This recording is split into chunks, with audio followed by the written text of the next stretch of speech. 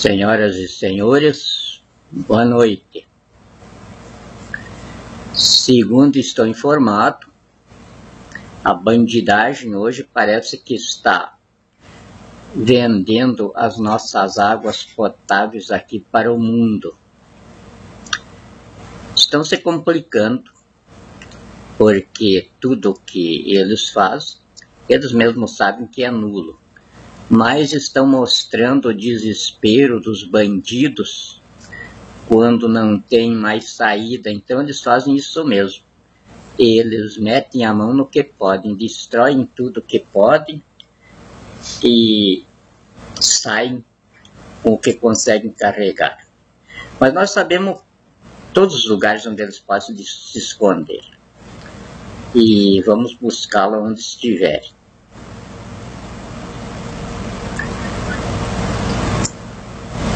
Eu estou bastante feliz,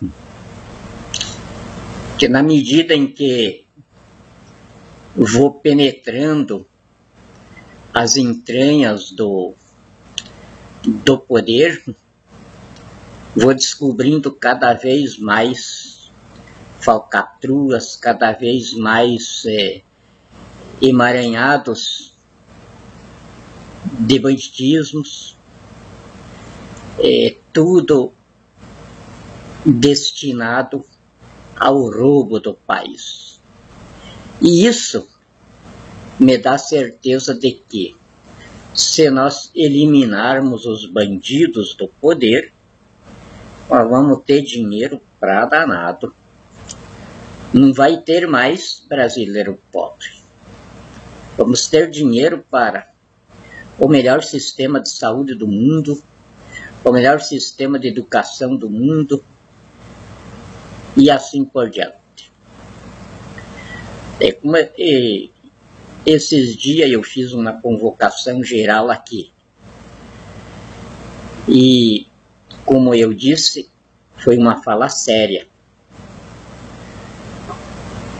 O primeiro grande empreendimento do governo vai ser o programa de ressurreição intelectual da nação.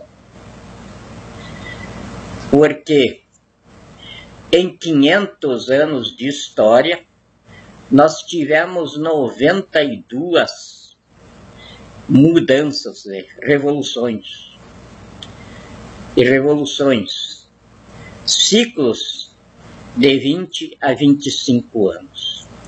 E por isso não temos nenhuma empresa com 100 anos de idade, nem com 80, nem com 70. As nossas empresas nascem, atingem um apogeu de progresso e desaparecem.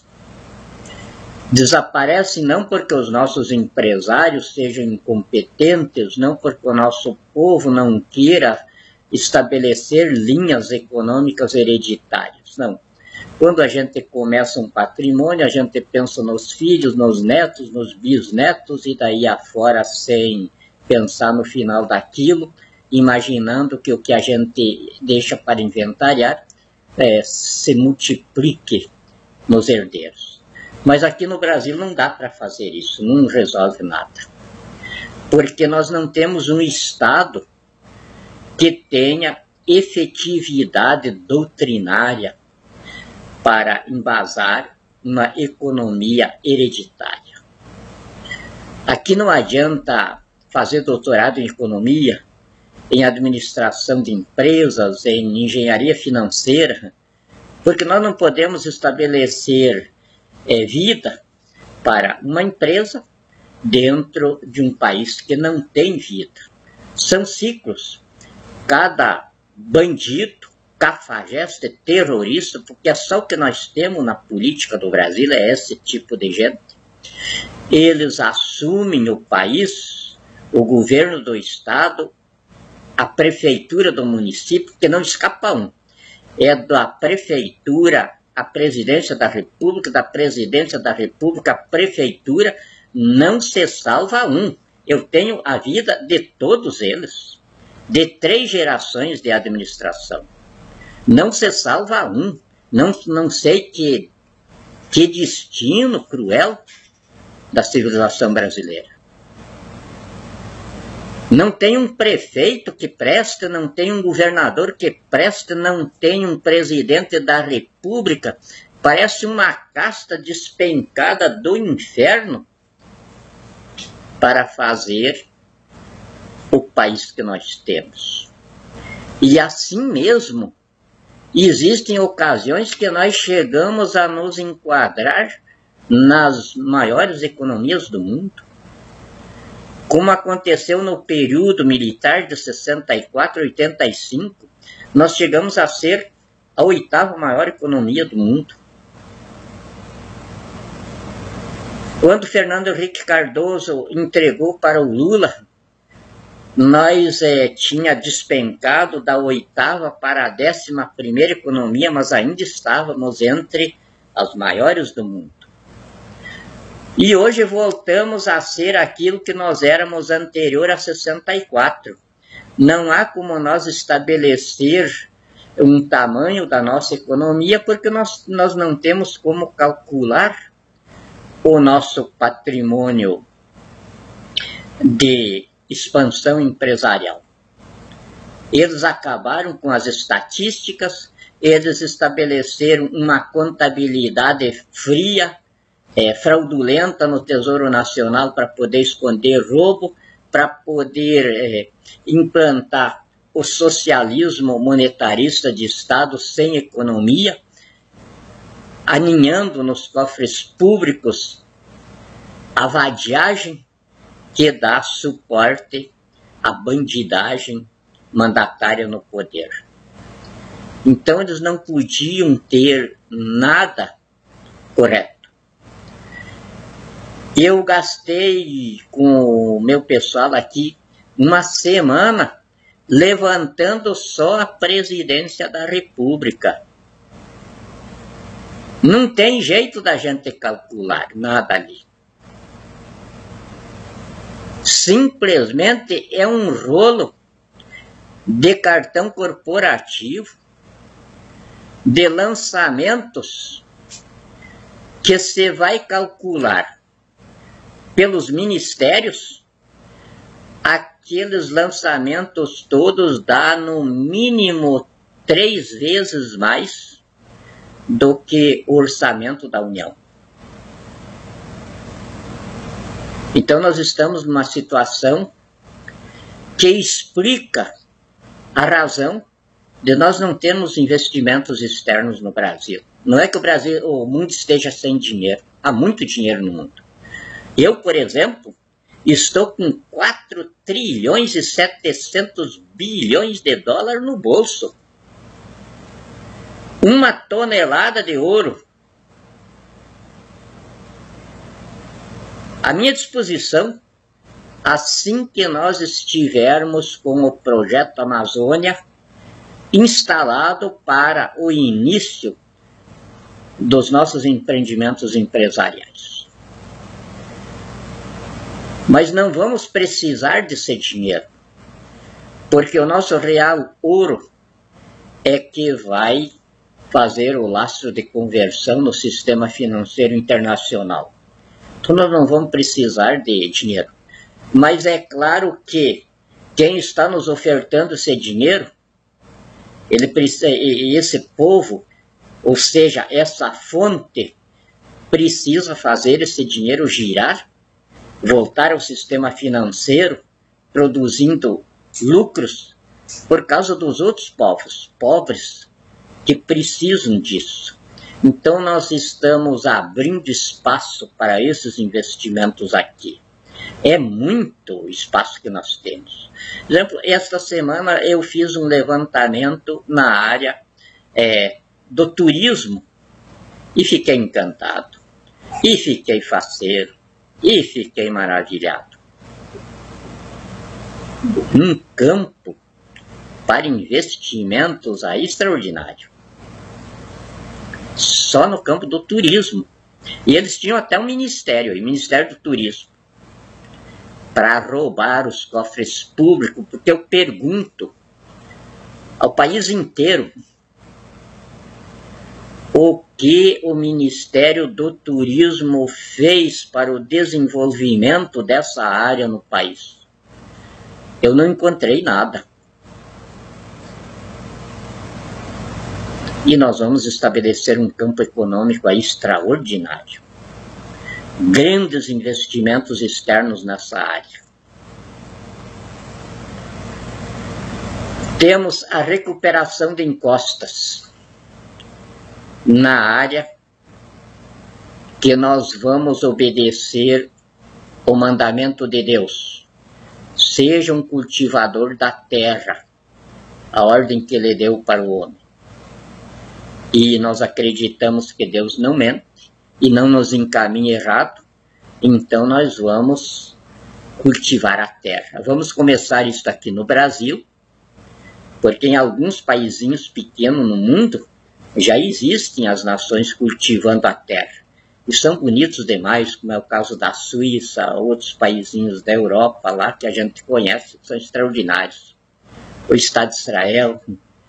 E nós vamos começar aqui. Vamos começar pela recuperação das encostas, pela recuperação da nossa bacia fluvial e pela produção de carbono. Nós vamos precisar de muito carbono. Nós mesmo aqui no Brasil e o mundo ao nosso redor, que vai comprar isso de nós. Então, hoje estão aqui distribuindo o Brasil na pátria grande deles, entregando para os ambiciosos de fora, que choveram aqui que nem corvo na carniça hoje. Está um fervo ali, no plano piloto. É cônsul e bandido de toda parte do mundo aí, querendo cada um pedaço, uma fatia. Tudo bobagem.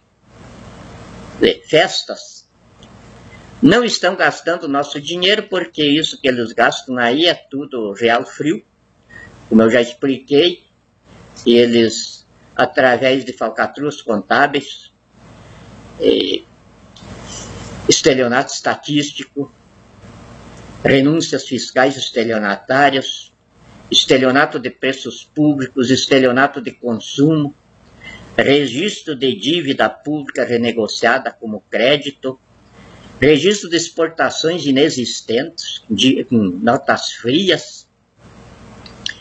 Eles inventam os ativos líquidos, e daí com esses ativos líquidos eles emitem títulos para as bolsas, e aí recolhem o dinheiro do terrorismo, do contrabando, da prostituição internacional, enfim, de tudo que não presta no mundo. Aí eles recolhem pelas bolsas, porque o dinheiro limpo, o dinheiro mesmo ganho e que desenvolve o progresso da humanidade, esse ninguém mais aplica no Brasil. E nós reconhecemos, porque eu também, se tivesse dinheiro para aplicar, jamais ia aplicar aqui no Brasil. Eu ia fazer como os que têm dinheiro aí fazem, ia guardar lá fora. Quem seria louco de expor capital, de intentar empreendimentos num país governado por bandidos, ladrões, apátridas, genocidas? Nos últimos 15 anos mataram mais de 11 milhões de pessoas. Estão eliminando na base de 94 pessoas por dia só nos corredores de extermínio do SUS. 100 mulheres e crianças estupradas por dia. Alguém aplicaria num país desse? Jamais. E eu reconheço razão a fuga dos nossos empresários daqui. Eu vou ter de tomar medidas drásticas nessa fuga. Mas depois de conversar com eles, porque eu me colocando no lugar deles, eu também penso o que eu faria se tivesse condição e numa situação de escolher com a minha empresa aqui no Brasil ou levar ela para a China, para o Paraguai, para me salvar. Eu acho que tomaria o mesmo caminho dos empresários. Então, eu tenho medidas aí para esse campo, mas, primeiro, como eu já disse, vou conversar com eles e ver qual a via suasória que nós vamos encontrar para essas repatriações. Não é repatriação de dinheiro roubado, como o Temer fez assim que assumiu aí, não tinha dinheiro para nada. Aí ele reuniu os companheiros dele aí de roubo e, num instantinho, repatriaram, me parece que 35, 40 bilhões de reais. E na repatriação, praticaram mais 2 roubos ainda de favorecimento. Eliminaram as multas e aquela coiseira toda que eles colocam aí de penalização para lavagem de dinheiro e desvio de riquezas líquidas. Então aí já eles roubaram a nação pela repatriação do roubo que tinham levado lá para fora. E aí se isentaram do crime. Tudo coisa de ladrão, bandidos da pior espécie. Uma espécie dessas aí não pode ter espaço no meio da gente. É pior do que lepra.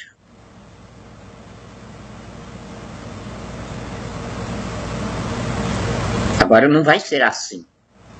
A repatriação de empresas e tudo vai ser bem conversado com os empresários. Aqueles que forem mal intencionados, é claro que sentirão o peso do nosso pulso. Os que forem bem intencionados sentirão o alicerce das nossas convicções. Porque eu não estaria aqui se eu não soubesse fazer a coisa. Eu tenho um vídeo da campanha última da Dilma, num debate dela com Aécio. Aí o Aécio fazendo umas perguntas, bandido contra bandido, ladrão contra ladrão, cafajeste contra uma mulher que praticava aborto na prostituição de guerrilha. Perguntou para ela sobre determinados assuntos econômicos. Ela enrolou e disse, é verdade que quando nós assumimos o poder, nós não sabíamos fazer. Mas nesses 12 anos, nós aprendemos. E agora, o PT sabe fazer. E esse até era um slogan da campanha dela. O PT sabe fazer. Okay? Sabe fazer porque eles aprenderam, ela dizia isso. Aprenderam a roubar. Fazer o progresso que o país precisava, não sabiam.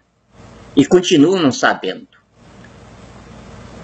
Agora, roubar, eles tinham a índole. Eles tinham a vocação de ladrões. Aí aprenderam a roubar no poder. Eu não tenho o privilégio de dizer que vou aprender o que estou aprendendo. Porque eu comecei a governar este país em 69, integrando a agenda de inteligência privativa do presidente da República, quando eu tinha a honra de servir os generais que estavam no poder. Patriotas da melhor têmpera. E, claro, sabiam fazer. Não estavam ali para aprender. E eu sou testemunha de viver isso. E eles colocavam a gente assim, eu passei muitas vezes por isso. O general na presidência dizia, olha, você está encarregado desta missão aqui fora, o que você me presta de assessoria normal. E já dava a mão assim. Ele não dizia se sabia fazer ou não, porque eu presenciei o caso uma vez de um companheiro, ele, na área econômica, isso foi com o presidente Geisel. Nós estávamos os dois, cada um recebendo uma tarefa. E ele disse para o meu companheiro, que eu respeitava muito, era uma sumidade. O presidente Geisel disse para ele, olha, eu quero que você me apresente aqui tal coisa dentro desta área aqui, que é a tua especialidade, e você tem 3 dias para fazer isso. Ele disse, presidente, o senhor não poderia me dar mais um dia que eu preciso fazer umas consultas sobre o assunto. O presidente Geisel deu a mão assim para ele e disse, passa no departamento pessoal. Eu não sabia. Aí, quando eu encontrei ele saindo fora, ele disse, estou dispensado. Quando eu cheguei lá, o presidente tinha telefonado, que era para saber quanto eu tinha para receber. Era assim. Se tivesse de consultar livros, não servia. Estou contando isso para que vocês entendam por que, num período de 64 a 85, o Brasil saiu de terra de macaco, de República das Bananas, outros chamavam República do Café, para a 8ª maior economia do mundo. Um crescimento econômico de 41,7%. Até ali, não tinha acontecido no mundo, contabilmente organizado, um crescimento daquele tamanho. O maior tinha sido do Japão de 40,05. Nós chegamos a 41,7. Era por causa disso. Não havia medíocres no poder. Quanto mais analfabeto escolarizado.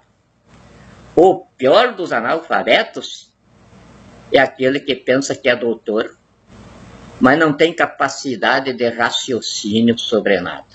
Ele fica com um monte de livros na frente e agora com o computador ainda baixando coisas do computador para fazer a exposição dele. E os políticos nem isso não fazem. Os políticos, como esse vagabundo, cafajeste, malandro da pior espécie, porque bandido, ladrão, apátrida, terrorista, genocida, não serve mais para o trem. Michel Temer contratou um marqueteiro, pagando 46 milhões do teu dinheiro, porque eu não contribuo com nada aí para esses bandidos. Mas você contribui. 46 milhões de reais para um marqueteiro para escrever o que ele tem de falar. E eles usam um negocinho no ouvido assim que o sujeito fica lá fora, lá atrás deles, ditando isso. A gente não nota, vem por trás do pescoço, no ouvido, por dentro do cabelo. E aí, eu faço essas pausinhas aqui porque eu tenho muita dificuldade com a comunicação. Quando eu saí da escola, foram 3 professores que nos reconheceram aptos ao campo de trabalho, e os nossos professores tinham sido os cérebros eletrônicos, que naquele tempo eram os computadores de hoje. Uns trombolhos enormes.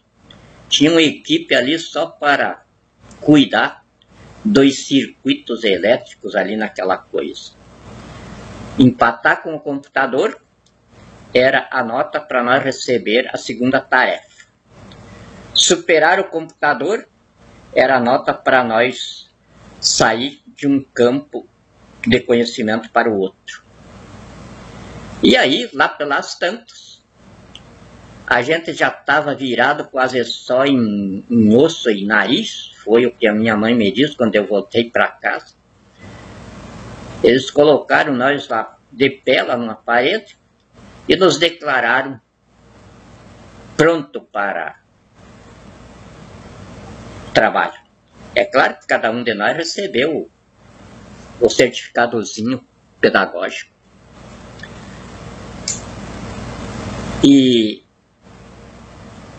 recebemos a recomendação de que nós não podíamos parar de estudar.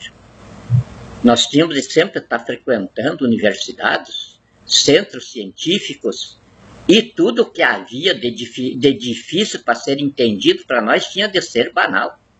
Então isso aí, e dado o meu trabalho no Olimpo do poder, quer dizer, tendo de formular raciocínios de governo para estadistas, tendo de enfrentar as equipes de inteligência da União Soviética, porque a nossa missão era acabar com a cortina de ferro, com a Guerra Fria e desmontar a União Soviética inteira. Então não era coisa para bobo. E aí eu tinha muita dificuldade. Dificuldade que eu tenho, inclusive, no fórum, para expor as minhas teses jurídicas para os juízes. Eles se queixam que tem uma certa dificuldade com o meu estilo, com a minha engenharia dialética. E quanto mais aí de repente, começaram a dizer que a tarefa final da intervenção tinha de caber a mim, e aí eu tenho de me fazer entender pelo povo, porque eu não posso pretender que o povo entenda a minha linguagem de cátedra suprema, porque não pode ter ninguém que me supere. Então, de tanto falar, fiz muita palestra e gosto demais de ser convidado para conversar. Então, nesses encontros assim, em 90% dos casos, isso, professores das universidades vinham me cumprimentar e aí diziam: o senhor fala muito bonito. Isso era como me dar um chute na canela, porque não era a intenção de falar bonito. A intenção sempre era de ser útil com alguma informação. Mas desse jeito, eu fui treinando a dialética, treinando, e a minha vocação de poeta me ajudou muito nisso. Então, para mim, ter a certeza de que estou sendo aproveitado nos meus investimentos de vida, nas prosas que ofereço, eu aprendi nos cursos que dei que os estudantes aproveitavam mais na medida em que eu falava bem pausado. E aí, mais ou menos, me acostumei com esse tipo de retórica. Eu tenho vários troféus aí de campeonatos de oratória. Eu ganhava quase todos na época que era estudante. Tinha muita facilidade de expressão. E fui repentista. Fazia no Rio Grande do Sul se chamava, como é que é, confronto de trova. Então tinha a peleia no facão, a peleia no mango, e tinha a peleia de língua, que era na trova. E eu, homenageando a peleia de língua, eu escrevi um livro só de poesias, junto com as minhas duas filhas, a Jucemara e a Karina, e mais duas amiguinhas delas, que eram poetisas também. Então, para incentivar elas, escrevi um livro, Orgasmos da Língua, que para mim a poesia é um orgasmo da língua.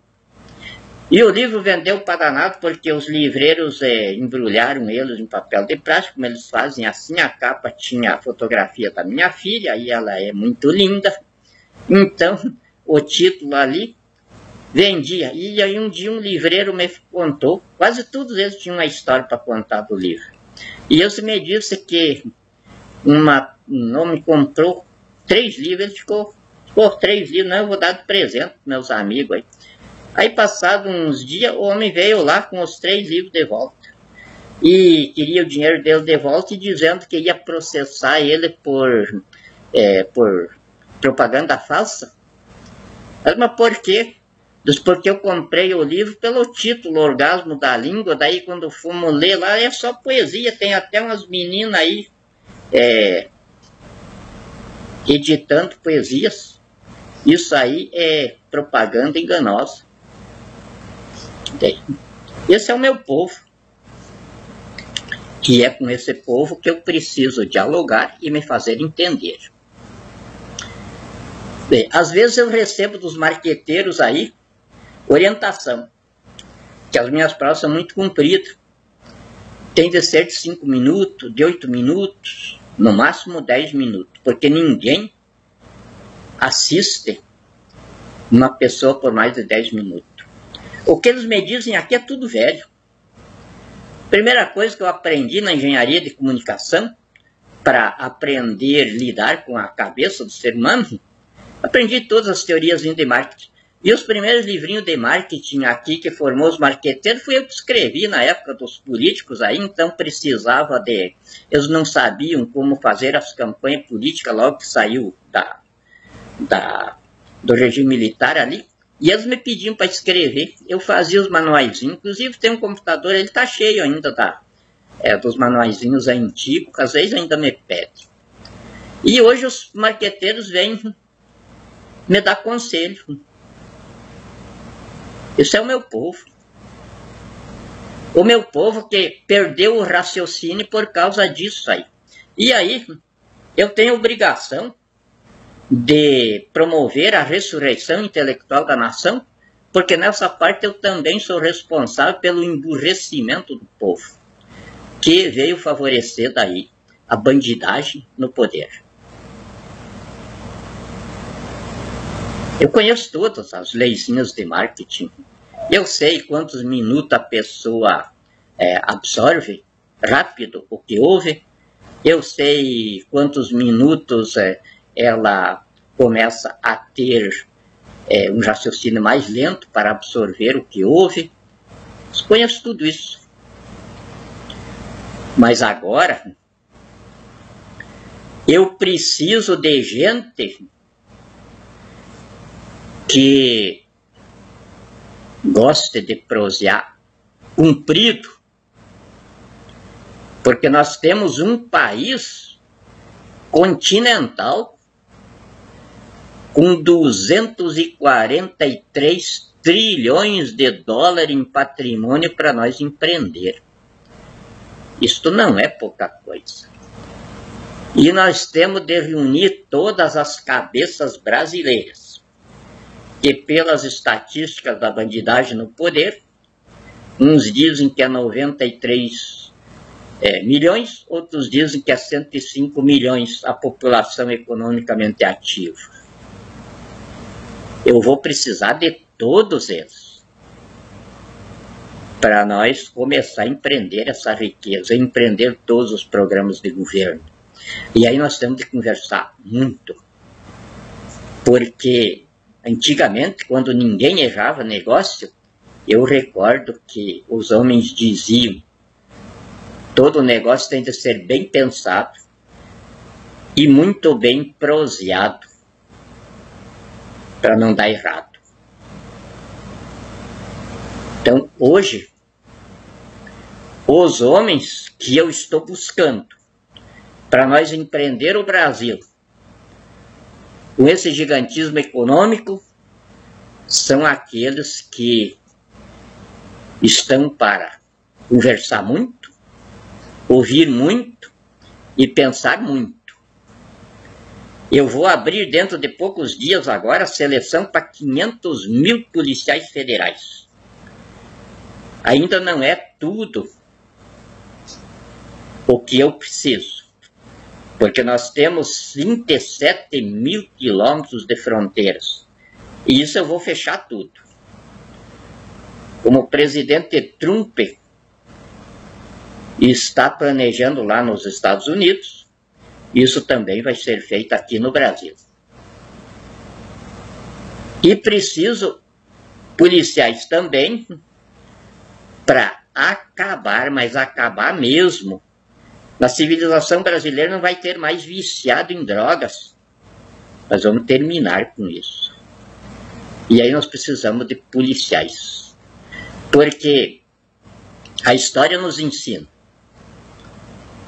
e a natureza também, até nos insetos, que com uma sociedade policialmente bem organizada, não existe briga fora da taxa normal dos desacertos emocionais do ser humano.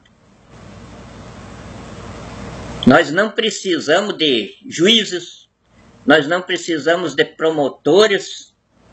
A humanidade nunca precisou disso. Surgiu quando começou a surgir a exploração dos escolarizados sobre os analfabetos. E no Brasil, quando isso deslanchou de 2003 para cá, que nós tivemos um surto enorme aí de promotores e juízes de direito. O crime aumentou 1.638% de 2003 a 2016.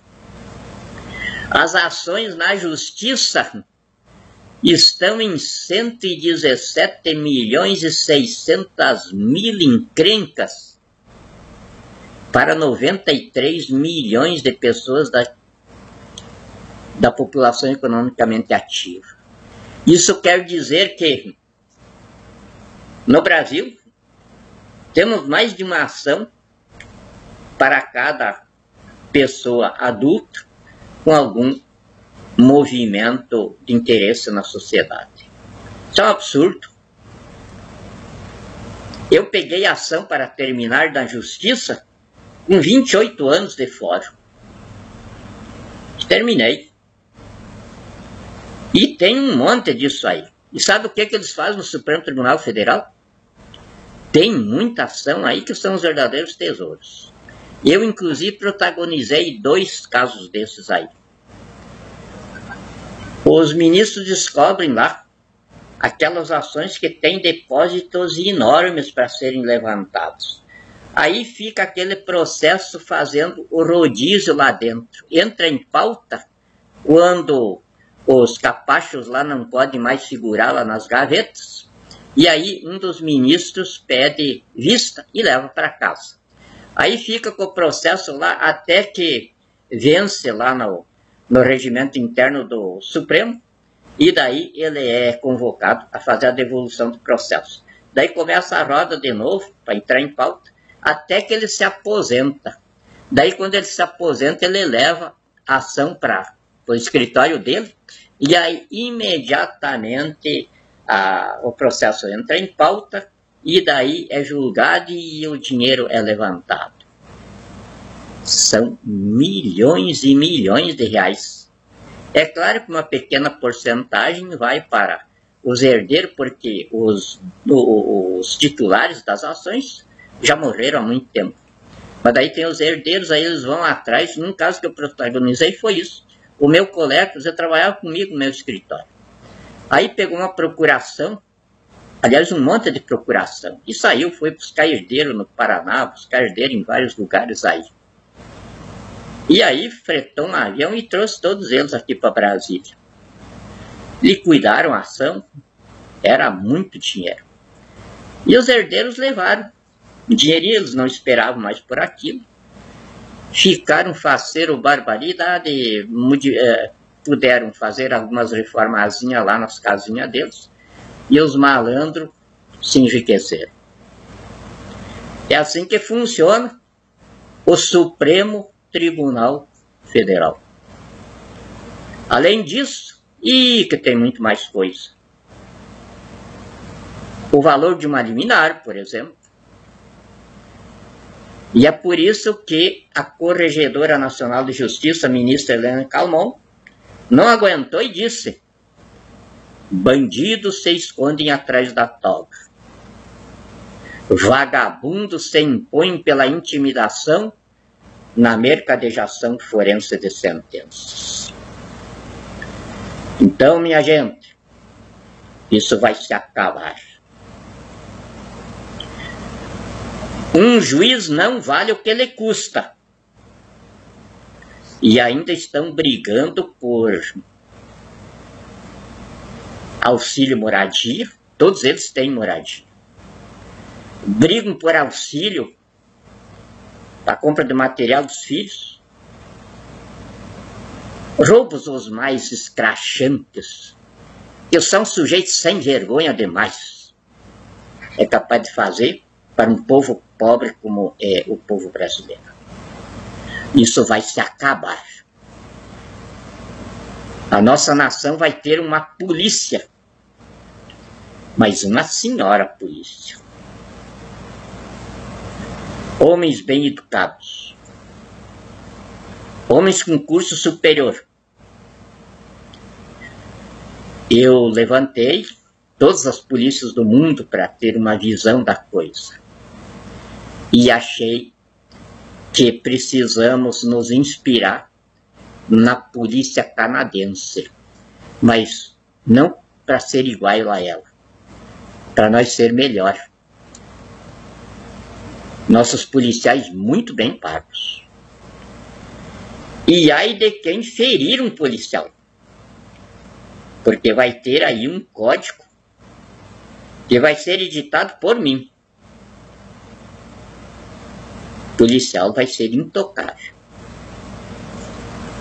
A nossa sociedade vai ser absolutamente livre, porque vai ter segurança pública eficiente, total, porque o nosso sistema de segurança pública vai estar entre os melhores do mundo. Nós somos o povo mais rico da face da terra, então não podemos ter medo de querer as coisas melhores da humanidade. E a nossa nação merece. E se coube para mim iniciar a dinastia dos peões do povo na condução do seu processo histórico, eu tenho a responsabilidade de ser essa inspiração, não um modelo. Porque se eu sou primeiro, eu venho maculado da deficiência. Eu não posso dizer que já no meu substituto ele não seja melhor do que eu. Eu estou preparado. Dessa bandidagem que está aí. Dos nossos docentes, das nossas cátedras. Eu venho dizendo há tempo, estou à disposição de todos para os assuntos que quiserem me enfrentar.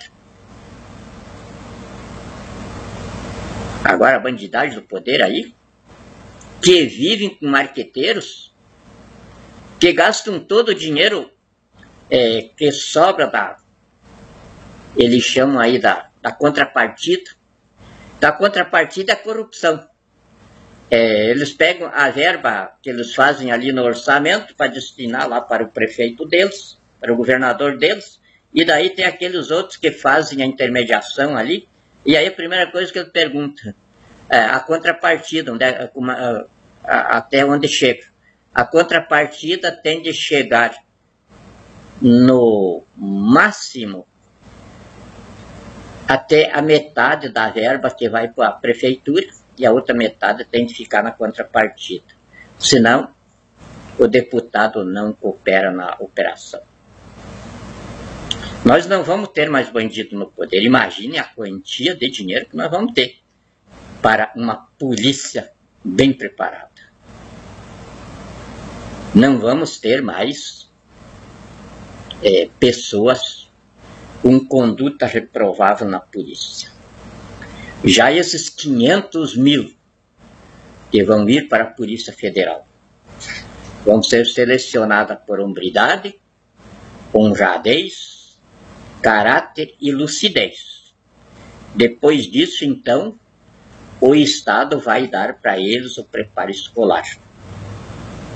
Vamos aproveitá-los pela inteligência que tiverem até o máximo de aprendizado. Agora, na medida que nós vamos fazer isso, e que nós vamos promover o progresso do país, o desenvolvimento da nação, os juízes e os promotores vão sendo dispensados. O povo não vai brigar mais, o povo não vai mais ser picareta, um logrando o outro, um não pagando para o outro o que deve. Não, um povo em progresso, em desenvolvimento, é um povo unido na riqueza. É este o governo que o povo no poder está começando. Hoje é domingo.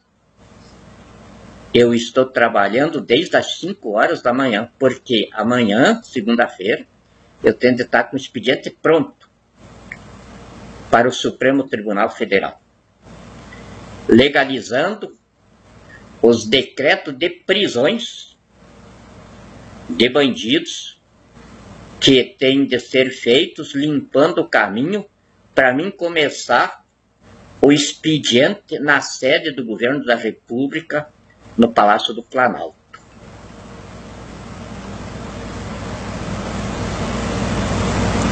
Tenham um bom sono, sonhem com os anjos, porque o Brasil está começando agora.